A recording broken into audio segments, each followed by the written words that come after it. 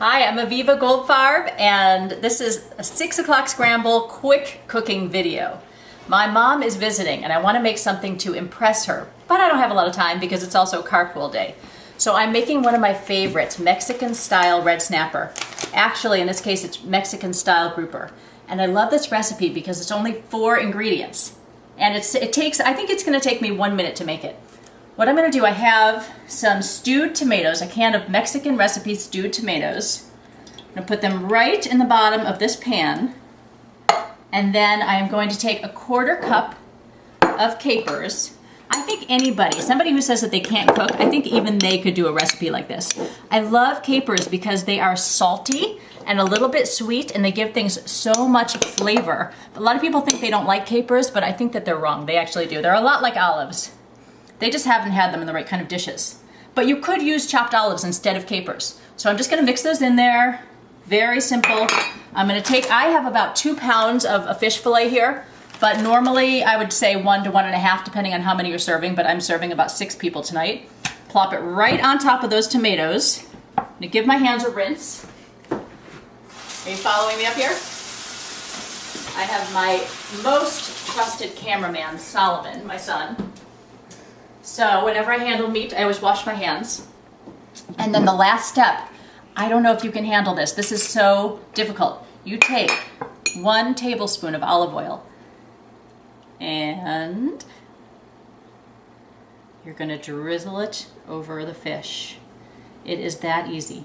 Then I'm gonna bake it at 325 degrees for about 30 minutes total until it's white and flaky, but in the middle, I'm going to take it out, and I'll show you when I do that. I'm going to take it out in the middle and just stir the tomatoes, put them over the fish a little bit, and put it back in, and that is it.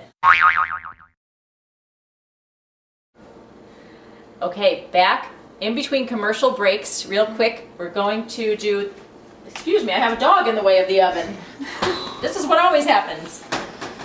That is why we call it 6 o'clock scramble, because the dogs are barking or they want to eat and the kids need help with their homework, and here I am. So anyways, come in a little closer, cameraman, please.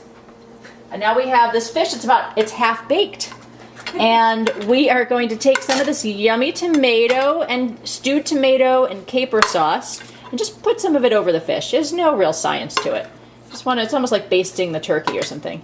Just plop some of that on there, and we'll plop that one on top too, and just to give it a little juiciness and a little more flavor. There, it's as simple as that.